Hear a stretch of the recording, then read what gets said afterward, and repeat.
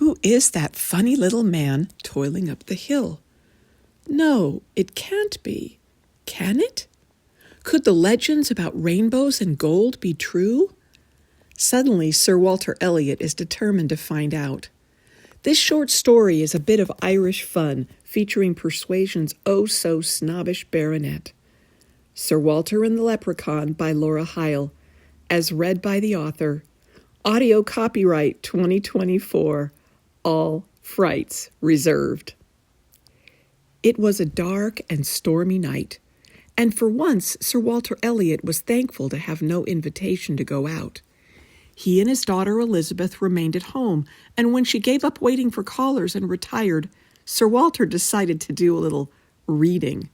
Now, reading was not Sir Walter's favorite pastime. It was more of a chore, a necessary evil forced upon him, keeping him abreast of the latest goings-on, both in Bath and at court. But he'd already been stumped by several rounds of solitaire, so he went hunting for his spectacles. It so happened that when Mrs. Clay quitted Bath, she left behind a newly purchased book of stories and poems for children. Sir Walter took it up and absently flipped through the pages. His attention was caught by the graceful line drawings. And then he frowned. Why, that milkmaid, seated beside her cow, had beautiful cheekbones and a delicate straight nose. How was this possible? She had no business owning the features of a gentlewoman. Beneath the illustration was a poem. Into the yard the farmer goes with grateful heart at close of day. Harness and chain are hung away. In the wagon shed stand yoke and plow. Sir Walter rolled his eyes. Who in his right mind would write a poem about a yoke and a plow? And who would lower himself to read it? Not I, he muttered, and turned the page. The volume contained the usual story fare. The Three Brothers, Little Redcap, and the Frog King. Sir Walter stifled a yawn. He was about to close the book when a title caught his eye.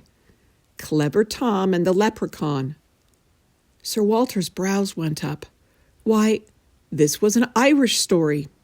Now, Sir Walter was of Irish descent on his mother's side, though he never thought much about it. All that changed, of course, when he discovered the Dowager Viscountess Dalrymple's presence in Bath.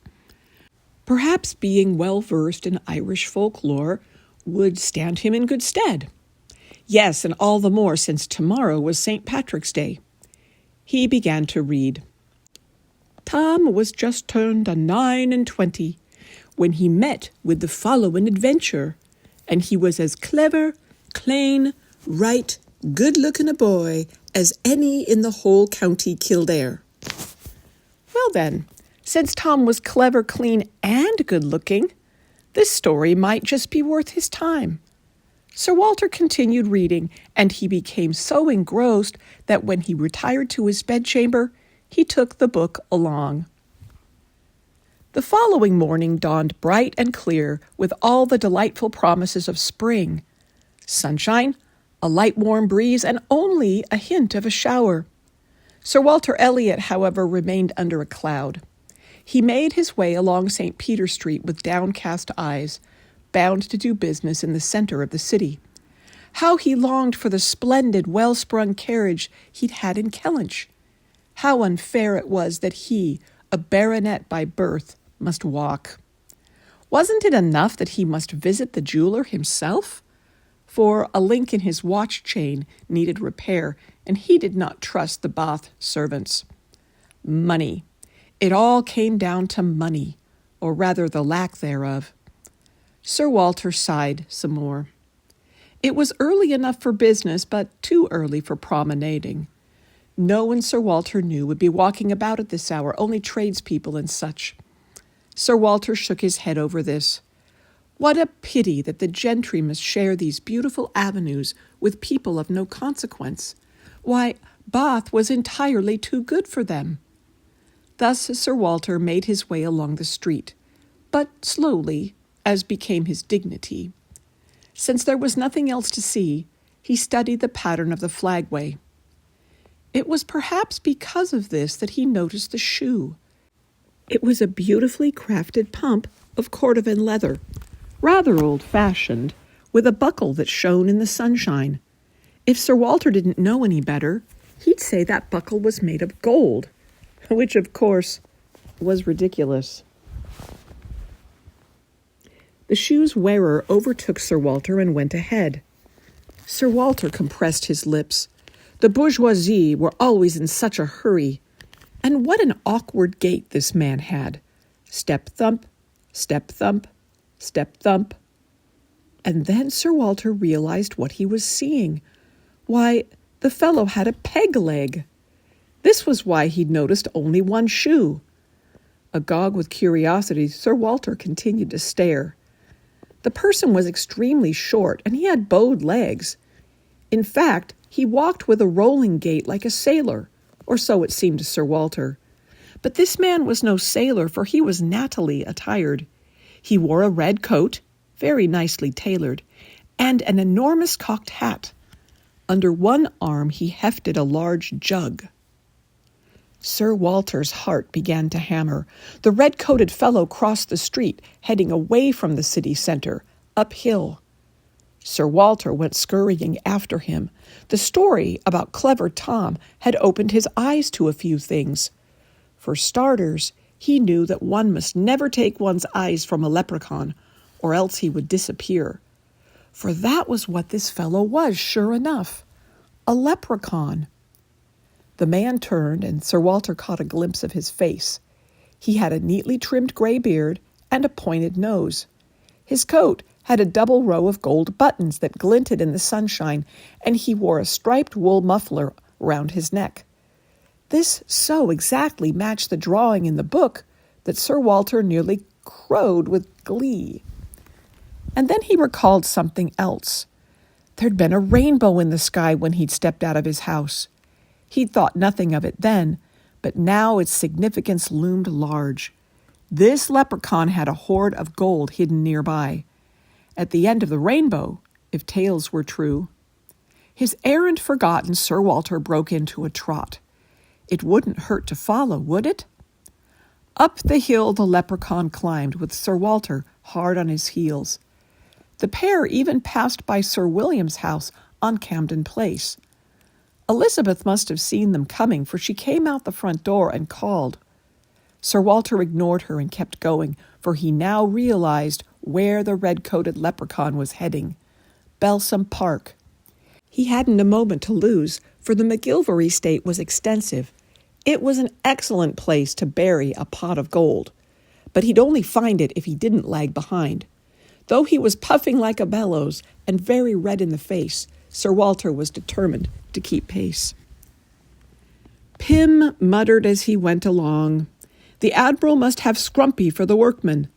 Grubbers and sloggers they were to a man, not worth the generous wage they were paid, or so Pym thought. But the Admiral had a heart for the ordinary seaman, and whenever the occasion presented itself, he hired them on. Just now it was the drains that needed repairing at the mansion, near the east corner of the foundation. A fair lot of digging must be done, and Pym was glad to let them have at it. Grog the Admiral could manage, for the cellars had casks of rum, but scrumpy, good, honest Somerset cider, was in short supply, so Pym had been sent on his errand. The wine cellar would deliver the remaining casks. Pym brought this one jug along for his Admiral's approval. Pym would rather not inconvenience John, the top lofty coachman, or listen to his jawing, so he'd set out on foot. A short cut across the park saved a good mile or more.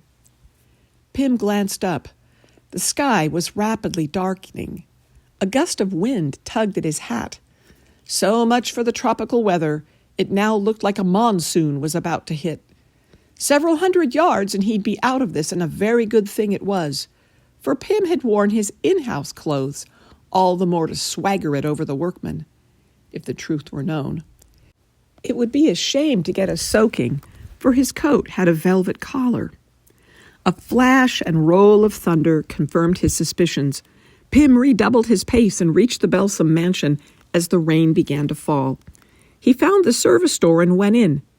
He never saw the hunched form of Sir Walter toiling up the hill behind him. By the time Sir Walter reached the mansion, it was raining in earnest. Sheets of rain made walking impossible.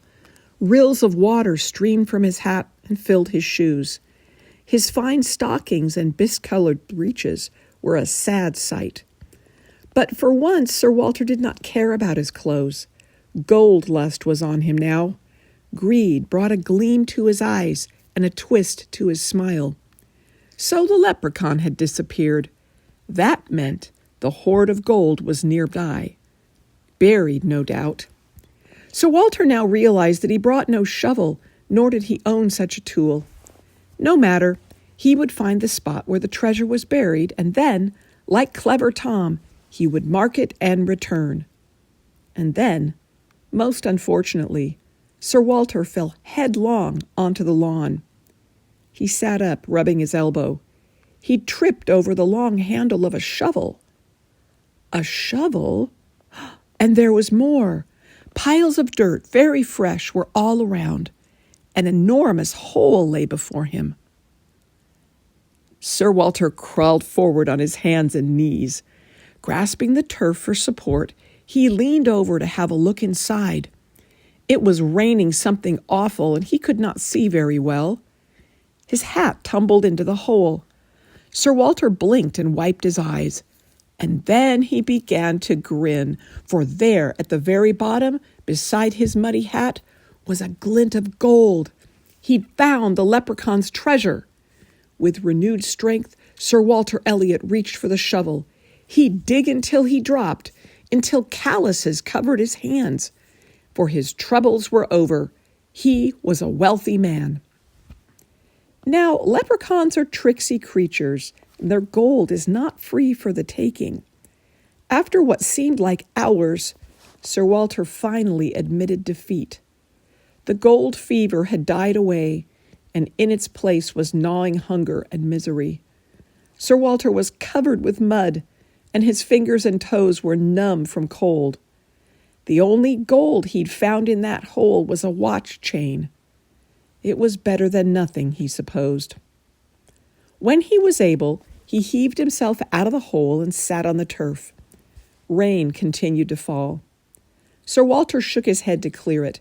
Those leprechauns, curse them, were laughing at him.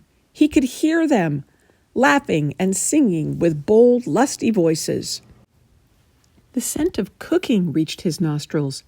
Beef or sausages, he guessed, but that couldn't be right.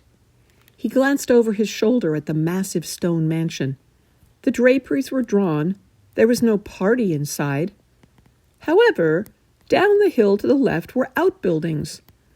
The larger one, apparently a barn, had a chimney belching smoke. Sir Walter climbed to his feet. Against his will, he staggered forward, the wind whipping at his sodden clothes. Hunger drove him, for enchanting scents were in the air.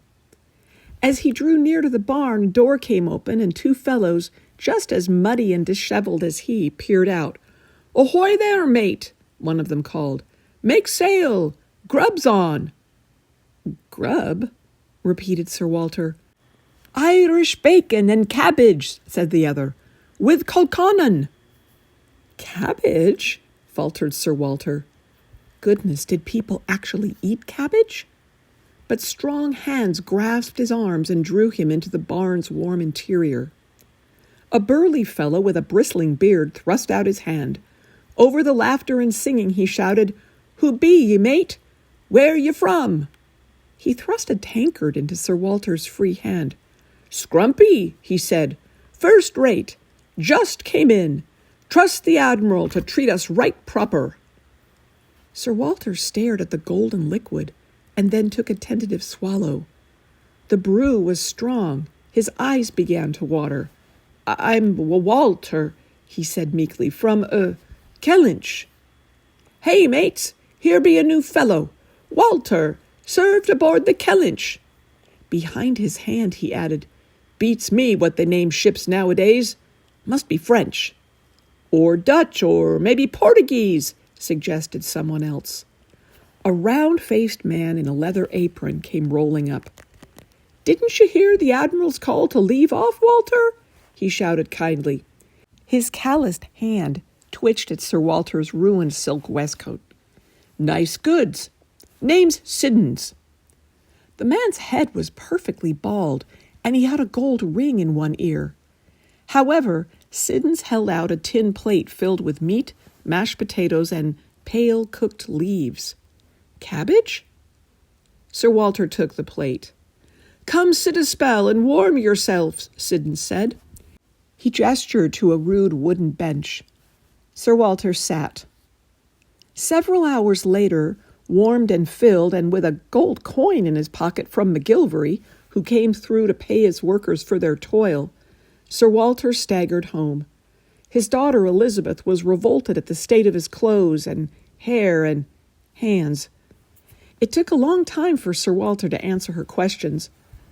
"Been on a bit of a bender," he managed to say, putting to use a newly acquired phrase. "That's what comes of chasing leprechauns." "Leprechauns?" Elizabeth threw up her hands.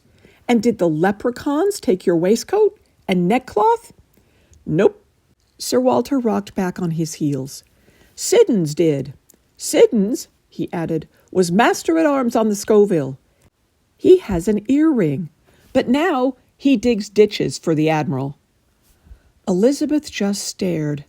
She hurried to order a hot bath readied and shooed her father up the stairs to Roberts, his valet. "I dare say he'll forget all about it by morning, miss," soothed Roberts. And unfortunately, Roberts was perfectly right. The end. Thanks for listening. I'll tell you what, I really appreciate my narrators even more. This has been kind of an adventure, but I appreciate you guys. Have a great St. Patrick's Day.